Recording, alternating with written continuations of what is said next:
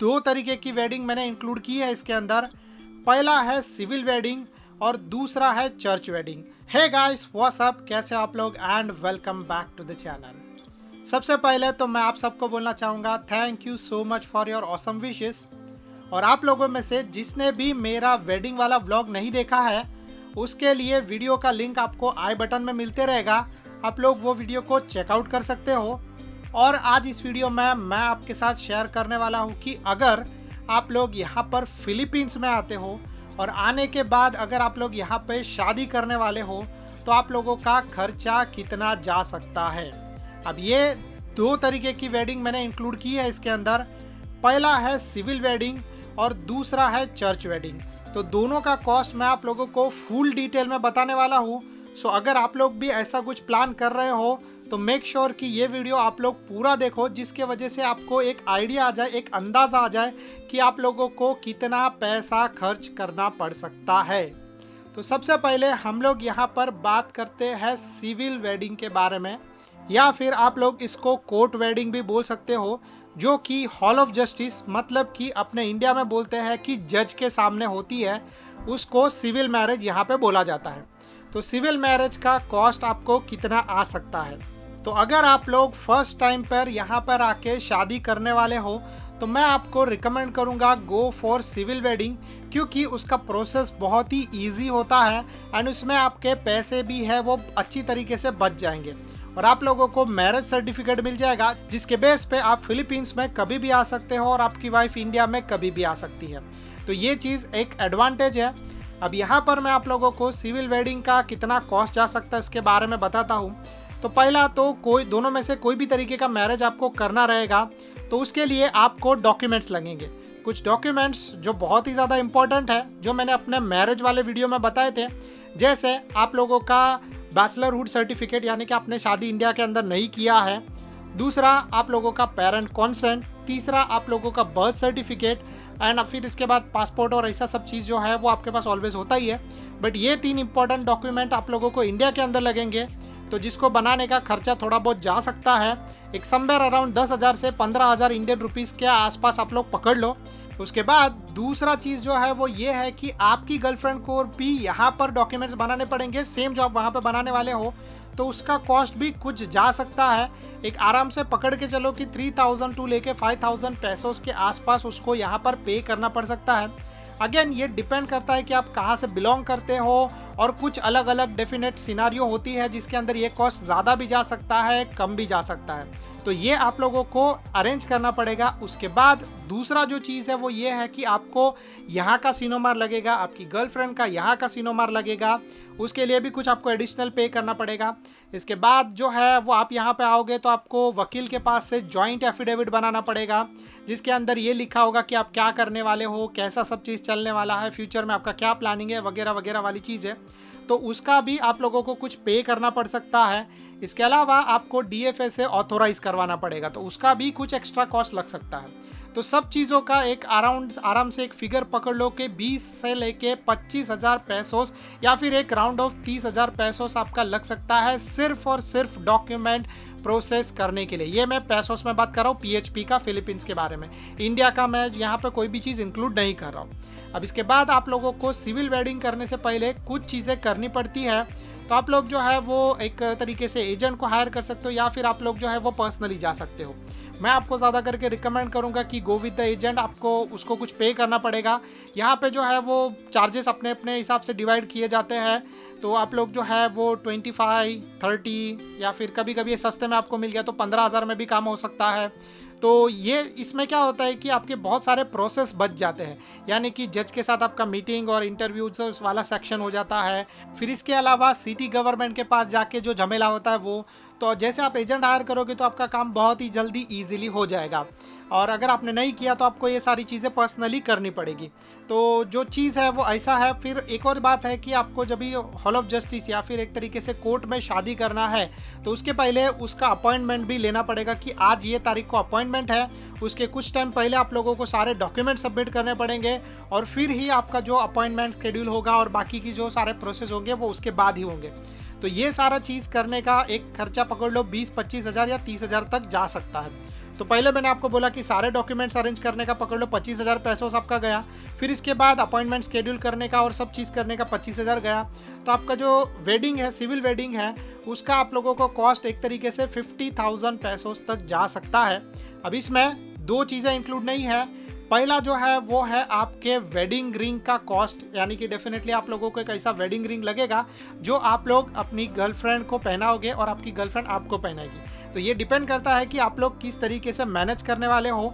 मैं ज़्यादा करके रिकमेंड करूँगा कि इंडिया से ख़रीद लेना अगर आप लोग गोल्ड रिंग खरीदने वाले हो तो, क्योंकि वहाँ पे बहुत ही सस्ता है, यहाँ पे बहुत ही महंगा है। तो बेटर चीज़ है इंडिया से आप लोग जो है वो गोल्ड रिंग या फिर जो भी आपका ड्रीम है उस तरीके की रिंग आप लोग परचेस कर लो और फिर यहाँ पे आने के बाद आप लोग उसको यूज़ करना। इसमें एक और रिंग आती है और लड़की के लिए आती है एंगेजमेंट रिंग, यानी कि लड़की को 2 रिंग लगेगी। अपने इंडिया में प्रोसेस अलग होता है, यहाँ पे प्रोसेस अलग है। तो आपको 1 रिंग लगेगी, बट आपकी जो गर्लफ्रेंड है उसको 2 रिंग लगेगी। एक है एंगेजमेंट रिंग, दूसरी है वेडिंग रिंग। तो ये दोनों रिंग आपको मतलब क्या है कि शादी करने से पहले उसको एंगेजमेंट रिंग पहनानी पड़ेगी, ताकि एक तरीके से आपका एंगेजमेंट हो गया आप उनको बता पाओ। दूसरा जो है वो वेडिंग रिंग रहेगा, तो वेडिंग रिंग आपको उसके बाद शादी के टाइम पे पहनाना है। तो ये चीज़ करने के बाद आपका शादी हो सकता है। अब गोल्ड रिंग डिपेंड करता है आपके ऊपर कि आपको कितना खर्चा करके कितनी अच्छी लेनी है, या फिर आप लोगों को जो है वो थोड़े सा सस्ता ऑप्शन में जाना है। तो ये टोटली डिपेंड करता है आपके ऊपर, क्योंकि बाद में अगर आपके पास अच्छे पैसे हुए तो आप बाद में अच्छी वेडिंग रिंग आप लेके एक्सचेंज कर सकते हो। अगर आप लोगों का बजट कम है तो आप लोग शॉर्ट बजट में जा रहे हो तो मैं आपको बोलूँगा कि एक बेस आप जो है वो वेडिंग रिंग ले लो जिसमें आपका काम हो सकता है। तो जैसे मैंने आपको बोला कि 50,000 तो कंफर्म है आप लोगों को। 50,000 मतलब एक मिनिमम अमाउंट है। अगर थोड़ा ऊपर नीचे गया तो 60-70,000 तक भी जा सकता है सिविल वेडिंग का कॉस्ट और वेडिंग रिंग का अलग से। तो ये सारा चीज़ हो गया आप लोगों का सिविल वाला चीज़। अब बात करते हैं चर्च वेडिंग के बारे में। तो डेफिनेटली चर्च वेडिंग कॉस्टली होता है क्योंकि उसमें बहुत सारे लोग आते हैं, बहुत सारा चीज़ आता है। सिविल वेडिंग में मैंने रिसेप्शन इंक्लूड नहीं किया है, सिर्फ आप जज के पास जाओगे, उसके सामने शादी करोगे और फिर आपका जो वेडिंग है वो कंप्लीट हो गया। अगर आप रिसेप्शन देने वाले हो तो रिसेप्शन का कॉस्ट अगेन जो है वो आगे बढ़ सकता है, but still it depends on you कि आप लोगों को कैसा करना है। हम लोगों ने क्या किया था कि हम लोगों ने रिसेप्शन नहीं दिया था, सिर्फ कोर्ट में जाके शादी कर लिया था और फिर कुछ जो छोटे मोटे मतलब बोलते ना कि बहुत ही क्लोज एक तरीके से फैमिली पर्सन है उनको ही बताया था कि हम लोगों ने शादी किया। इसीलिए ये दूसरी बार हमने शादी किया यहाँ पे जिसमें बहुत सारे लोगों को हम लोगों ने इनवाइट किया था। तो आपका जो चीज़ है वो आप लोग इस तरीके से कर सकते हो कि पहले आप लोग शादी कर लो, फिर उसके बाद आप लोग आराम से अपने हिसाब से रिसेप्शन दे सकते हो, जिसके अंदर आप जितने गेस्ट को बुलाना मतलब आपकी गर्लफ्रेंड के जितने गेस्ट को बुलाना है उतने बुला सकते हैं। इंडिया से अगर आप लोग बुलाने वाले हो तो कोई बात नहीं है, बट वो बहुत ज़्यादा खर्चा हो जाएगा, तो उसके बारे में हम लोग बात नहीं करते। अब बात करते हैं चर्च वेडिंग के बारे में। तो चर्च वेडिंग में बहुत सारी चीज़ें होती है। सेम डॉक्यूमेंट का तो चार्ज आपको लगेगा ही, मतलब 25,000 पैसों तो फिक्स पकड़ के ही चलो। उसके अलावा आप लोगों को जो है वो चर्च में आप जाओगे तो चर्च की फ़ी होती है, फादर जो आपका शादी करवाने वाले उनकी फ़ी होती है, उसमें कुछ डॉक्यूमेंट्स होंगे उसके प्रोसेस की फ़ी होती है, मतलब आपका जो मैरिज सर्टिफिकेट हो गया और वो सारी चीज़ें जो है वो फादर प्रोसेस करके देंगे या फिर चर्च प्रोसेस करके देगा, तो उसकी फ़ी है। उसके अलावा जब आप यहाँ पे एज अ कैथोलिक स्टाइल में शादी करने वाले हो तो यहाँ का कुछ एक बिलीव है, तो उसमें आप लोगों को वो लगेगा, यानी कि आप लोगों को नीनोंग एंड नीनांग लगेंगे। अब नीनोंग और नीनांग मतलब God mother and godfather, तो वो उनका कुछ पैर लगेगा। डिपेंड करता है आपका मतलब आपको कितना इन्वेस्ट करना है। जनरली मिनिमम 3 पैर लगता है, आई थिंक सो। तो 3 से लेके 5, तो हमारा जो था वो 5 पैर थे, 5 कपल थे नीनोंगे नीना। वो जो है वो आपके वेडिंग में आएंगे, आपको ब्लेस करेंगे। जैसे हम लोग बोलते हैं ना कि हमारे इंडिया में एक तरीके से जब शादी करते हैं तो पेरेंट्स जो है वो आशीर्वाद देते हैं, फिर चाचा चाची आशीर्वाद देते हैं, फिर लड़की के चाचा चाची। तो एक तरीके से ये ऑलमोस्ट सेम ही है, नीनोंग और नीना, godmother and godfather. तो वो लोग आपको ब्लेस करेंगे। तो ये जो सारी चीज़ें होती है, और गॉड मदर और गॉड फादर के भी आपको फ़ी पे करनी पड़ेगी। पर पर्सन 200 से लेके 500 के बीच में होता है। तो फॉर एग्जांपल अगर आपने एज अ कपल पाँच कपल को आपने जो है वो इनवाइट किया तो 10 लोग हो गए, तो 10 लोगों का 5,000 तक जा सकता है। अगर चर्च जो है वो थोड़ी सी अलग जगह पे है तो उसकी फ़ी कम हो सकती है, उसमें जो नीनोंगे नीनांग है उनका चार्ज जो है वो कम लगने वाला है। तो ये सारी चीज़ें हो सकती है। अभी फादर की फ़ी के बारे में बात कर देते हैं। तो फादर की फ़ी 2,000 से लेके 5,000 के बीच में जा सकती है। चर्च की फ़ी के बारे में बात करें तो डिपेंड, जैसे मैंने बोला कि अगर सिटी के सेंटर में है या फिर जैसे मनीला में है, बड़ी सिटी वैसे उसके बीच में है, तो उसका कॉस्ट बहुत ही ज़्यादा जा सकता है, एक 10,000 तक या उससे ज़्यादा भी आप पकड़ सकते हो। बट जैसे हमारे यहाँ पे जो है वो थोड़ा सा दूर लोकेशन में हम लोगों ने मतलब डेफिनेटली शादी किया, तो वैसा चर्च अगर आप लोगों का रहेगा तो आपका कॉस्ट है वो कम जा सकता है। 2000 से लेके पकड़ लो 5000 या फिर 8000 तक भी जा सकता है, डिपेंड आपको कितना खर्चा करना। उसके अलावा जब आप चर्च में शादी करोगे तो डेकोरेशन करवाना पड़ेगा, तो उस डेकोरेशन का भी आपको कॉस्ट देना पड़ सकता है। अब वो डेकोरेशन आप लोग एक फ्लोरिस्ट को हायर कर सकते हो, यानी कि जो फ्लावर्स अरेंज करेगा, वो फ्लावर 2 जगह पे अरेंज करेगा, उसका भी एक कॉस्ट होता है 25,000 15,000, डिपेंड करता है आपको कैसे पैकेज के लिए जाना है।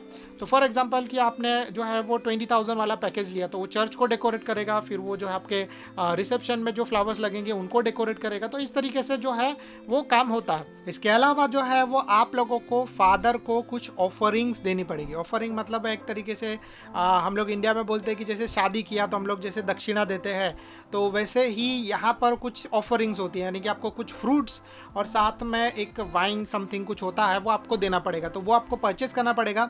अच्छी बात यह है कि यहाँ पे वो सारी चीज़ें सस्ती है, तो आपका कॉस्ट जो है बहुत ही कम लगेगा। मतलब पकड़ लो कि मेरी वाइफ ने जो वाइन खरीदा था उसको ओनली 250 पैसों पे किए थे। इंडिया में बहुत ज़्यादा है, बट यहाँ पे जो है वो एक तरीके से सस्ता है, तो आपके वहाँ पे पैसे बच जाएंगे। मतलब एक तरीके से 500, मतलब कुछ फ्रूट्स और वाइन जो हो गया वो 500 पैसों के आसपास हो जाएगा, या फिर मैक्सिमम आपका बजट अच्छा, आपने अच्छी वाइन खरीदी तो 1000 तक जा सकता है। तो ये सारा चीज़ जो हो गया वो हो गया आपके चर्च का फ़ी। उसमें एक और चीज़ इंक्लूड है कि आपको अगर जो है वो एक सिंगर या फिर इस तरीके से बोले कि कॉयर को अगर इनवाइट करना है तो उसका चार्ज आपको एक्स्ट्रा देना पड़ेगा।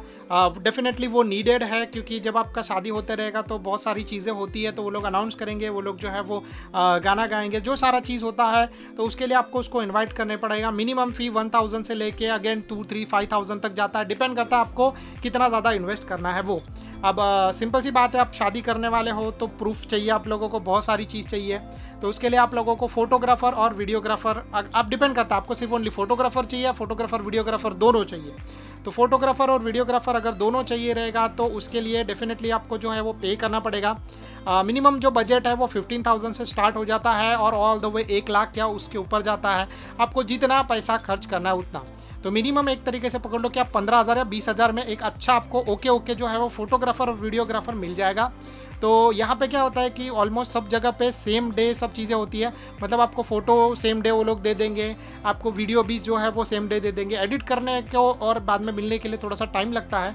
अगर आपने कॉस्टली पैकेज लिया तो हो सकता है कि वो लोग सेम डे एडिट करके आपका जब रिसेप्शन रहेगा वहाँ पे वो प्रेजेंटेशन दिखा सकते हैं।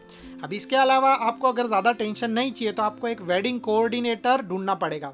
तो वेडिंग कोऑर्डिनेटर की भी फ़ी होती है 20-25,000, डिपेंड करता है वो बंदा कितना अच्छा है, क्योंकि बहुत से जगह पे वो सब लोगों को गाइड करेगा, सब लोगों को जो है वो आपका काम कम हो जाएगा, आपका हेडेक जो है वो कम हो जाएगा। अब मेरा पर्सनल चीज़ क्या था कि जब भी मतलब हम लोगों का वेडिंग में क्या हुआ कि मेरी वाइफ ने पर्सनली 2019 से लेके अब तक ये सारा चीज़ प्लान किया था, तो उसको कोऑर्डिनेटर की ज़रूरत नहीं लगी। उसने सारी चीज़ें जो है वो पर्सनली अरेंज करके रखी थी कि गिफ्ट देने हैं, तो शादी होने के बाद यहाँ पे जितने भी लोग आते हैं उनको गिफ्ट देना पड़ता है, रिटर्निंग गिफ्ट के लाइक थैंक यू करके। तो आपने शायद से मेरे ब्लॉग में देखा रहेगा, तो बहुत सारे गिफ्ट्स होते हैं। तो मेरी वाइफ ने जो है वो 3 गिफ्ट्स अरेंज किए थे। पहला जो है वो फ़ोटो बूथ में अलग अलग तरीके के जो पिक्चर्स है वो उन लोगों ने पोस्ट किए थे क्लिक करने के बाद। दूसरा जो है वो एक तरीके से मेरी वाइफ ने परफ्यूम बार लिया था। परफ्यूम बार मतलब कि परफ्यूम होता है तो वो सेंट एक तरीके से उनके पास डिफरेंट ऑप्शंस होते हैं, तो जो भी गेस्ट आया है वो अपने हिसाब से कोई भी चूज़ कर सकते हैं। और तीसरा जो चीज़ होता है वो आप एक्स्ट्रा एक तरीके से कुछ पैसेस दे सकते हो, या फिर जो है वो एक तरीके से कुछ ड्रिंकिंग या खाने पीने का चीज़ दे सकते हो। तो मेरी वाइफ ने कॉफ़ी प्लान किया था, तो कॉफ़ी दिया था, कॉफ़ी के वाउचर्स अंदर इंक्लूड करके। तो ये सारा जो चीज़ है वो एक तरीके से गिफ्ट के अंदर भी होता है। तो वो डिपेंड करता है आपके ऊपर कि आपको कितना खर्चा करना पड़ सकता है। बट एक अराउंड सब चीज़ों का हम लोगों का जो खर्चा आया था वो पकड़ लो कि 10 to 15,000 पैसों के आसपास। तो आपका भी ये जो अगर आप 3 या 4 गिफ्ट देने वाले हो तो उतना जा सकता है, या फिर आप जनरली सिर्फ एक गिफ्ट दे सकते हो, वो भी चल जाएगा, कोई इश्यूज़ नहीं है। अभी इसमें इम्पॉर्टेंट चीज़ है कि आपके वेडिंग के क्लॉथ्स, तो यहाँ पर 2 ऑप्शंस है। पहला तो आप लोग रेंट पे जा सकते हो, तो जहाँ पे जितने भी लोग रहेंगे उनके सारे कपड़े रेंट हो जाएंगे, या फिर दूसरा चीज़ ये है कि आप लोग परचेस कर सकते हो। हम लोगों ने पर्सनली परचेस किए थे, लाइक शूज़, वॉच और सारी चीज़ें थी जो हम लोगों ने परचेस की थी। बट अगर आप लोगों का इतना बजट नहीं है तो आप लोग रेंट पे भी जा सकते हो। तो रेंट पे जाओगे तो पकड़ लो कि एक 10,000 या 15,000 डिपेंड आपको जो है कितना अच्छा क्वालिटी चाहिए। कुछ तो 5,000 में भी काम हो जाता है, जिसमें आपकी वाइफ के कॉस्ट्यूम, आपका कॉस्ट्यूम, आपके शूज़ और ये सारा चीज़ इंक्लूड होता है। बट अगर आपको वैसा नहीं करना है तो आप थोड़ा अच्छा पैकेज के लिए भी जा सकते हो। एक राउंड ऑफ पकड़ लो कि 10,000 के आसपास का पैकेज। अब इसके अलावा कुछ और चीज़ें आप लोगों को लगेगी, और जैसे हम लोग इंडिया में करते हैं कि कार, तो दूल्हे की कार होती है या फिर दुल्हन की कार होती है, तो यहाँ पे जो है वो मोस्टली उसको बोला जाता है ब्राइडल कार। तो वो कार आती है, वो आप लोगों को आएगी, पिकअप करेगी होटल से, फिर आप लोगों को चर्च में ड्रॉप करेंगी, फिर चर्च से फिर रिटर्न यहाँ पे लेके आएगी। उतना ही उसका काम होता है। उसके लिए डिपेंड करता है आप लोगों को कितना बजट चूज़ करना। जनरली 1500 से लेके 5000 पैसों तक जाता है। अब आप अगर नॉर्मल लोकल कार जो है वो यूज़ करोगे तो उसके अंदर आपका 1500-2000 में काम हो जाएगा। अगर आप लोग मर्सिडीज़ या आईसी कोई अच्छी कार लेने जाने वाले हो तो अगेन 5000-10,000 तक भी जा सकता है। अब इसके बाद आप लोगों को लगेगा वेडिंग केक। तो इंडिया में जैसे हम लोग बोलते हैं ना कि शादी में कुछ मिठाई होती है, तो वैसे ही यहाँ पे वेडिंग केक होता है। तो वो केक डिपेंड करता है आपका बजट कितना है। अगर आप लोगों को सस्ते और कम इसमें जाना है तो 2000 पैसों में काम हो जाएगा। अगर आपका बजट अच्छा है तो वो 5000-10,000 तक भी जा सकता है। तो मेरी वाइफ ने जो पर्सनली केक ऑर्डर किया था उसका कॉस्ट था 5000 पैसों। उसको सिंगल लेयर मतलब उसको सिंगल वाला बड़ा ट्रिपल, मतलब बोलते हैं ना 3 फ्लोर समथिंग कुछ तो बोलते हैं, तो वैसा केक चाहिए था, तो उसने वो ऑर्डर किया था। तो ये जो सारा चीज़ होता है इतना कॉस्ट होता है। इसमें ब्रांड एक तरीके से बैंड भी होता है। बैंड मतलब जब आपका रिसेप्शन चलते रहेगा तो वहाँ पे वो गाना गाएंगे, फिर वो वेडिंग सिंगर्स ज़्यादा करके उनको बोला जाता है, तो उसका भी एक अलग से कॉस्ट आता है। पकड़ लो एक तरीके से 5000 रफली उसका भी कॉस्ट आता है। अब ये सारा चीज़ होने के बाद मेन इंपॉर्टेंट चीज़ है वो है आपका रिसेप्शन वाला एरिया। तो रिसेप्शन आप कहाँ पे स्केड्यूल करने वाले हो या फिर रिसेप्शन आप कौन से जगह पे रखने वाले हो। तो ज़्यादा करके यहाँ पे जो होटल्स होती है वहाँ पे आप लोग रिसेप्शन कर सकते हो। और रिसेप्शन में जो है वो ऑलरेडी सारा पैकेज में सब चीज़ें इंक्लूड करते हैं, बहुत सारी चीज़ें। फॉर एग्जांपल ब्राइडल कार हो गया, केक हो गया, फिर उसके अलावा बैंड हो गया। तो ये सारी चीज़ें कभी कभी वो लोग पैकेज में इंक्लूड करते हैं। तो फॉर एग्जाम्पल कि पैकेज है 50,000 वाला, पैकेज है 60,000 वाला, पैकेज है 1,00,000 वाला। तो डिपेंड करता है, स्काई इज़ द लिमिट, आपको जितना ऊपर जाना है उतना। बट अगर आपका जनरली बेसिक पैकेज है तो आप 50,000 जो है वो इन्वेस्ट कर सकते हो। उसमें आपके कुछ 50 गेस्ट के आसपास इंक्लूडेड होंगे। फिर आपका ब्राइडल कार आ गया, डेकोरेशन जो लोग करने वाले हैं हॉल में वो हो गया। तो वो सारा चीज़ जो है वो अपने हिसाब से होता है, मतलब वो होटल वाले के हिसाब से होता है, आपको बस उसमें चूज़ करना पड़ेगा। साथ में और चीज़ें इंक्लूड होती है, वो होता है 2 नाइट का आपका होटल स्टे विथ ब्रेकफास्ट। ठीक है, तो 2 नाइट का मतलब क्यों, क्योंकि पहला जो है पकड़ लो कि आपका शादी कल है तो आप चेक इन करोगे आज, और चेक इन करने के बाद आज आप वहाँ पे रुकोगे आज की रात। दूसरा जो रात होता है, दूसरी रात मतलब दूसरा दिन है, वहाँ पे आपका वेडिंग रहेगा। तो वहाँ पे सब लोग आएंगे होटल में, आपकी जो वाइफ है उसको या गर्लफ्रेंड है उसको लोग मेकअप करके रेडी करेंगे, सब चीज़ वहीं पे होगा। इवन फैमिली वाले लोग भी वहीं पे आएंगे। फिर होटल से सब लोग जाएंगे चर्च में। चर्च में शादी हो जाने के बाद, चर्च में शादी करने के लिए कुछ 1-1.5 घंटे का टाइम लगता है। फिर उसके बाद वो लोग रिटर्न आएंगे होटल में, और वहाँ पे आप लोग अपने कपड़े चेंज करने के बाद जो है वो अपना एक तरीके से बोल सकते हो कि रिसेप्शन स्टार्ट करोगे। तो ये चीज़ जो मैंने आपको बताया उतना सब होता है।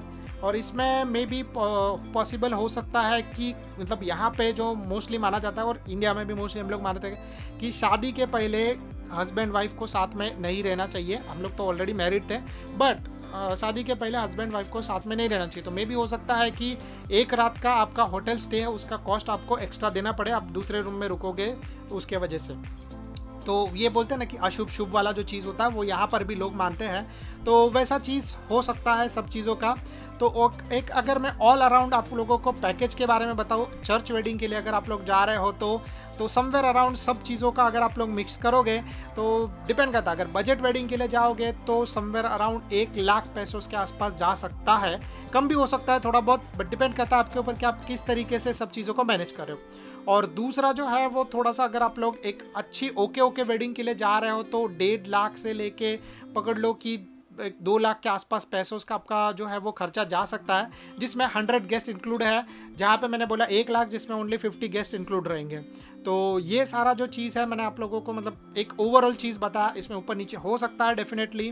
सो I think so that's it from my side. Thank you so much guys for watching, bye bye. And अगर आप लोग शादी करने वाले हो तो एडवांस में congratulation, thank you so much for watching. अगर आप लोगों को कुछ भी तरीके का डाउट रहेगा तो आप लोग नीचे कमेंट कर सकते हो, या फिर आप मुझे मेरे इंस्टाग्राम या फेसबुक पर मैसेज कर सकते हो। Thank you so much guys, bye bye.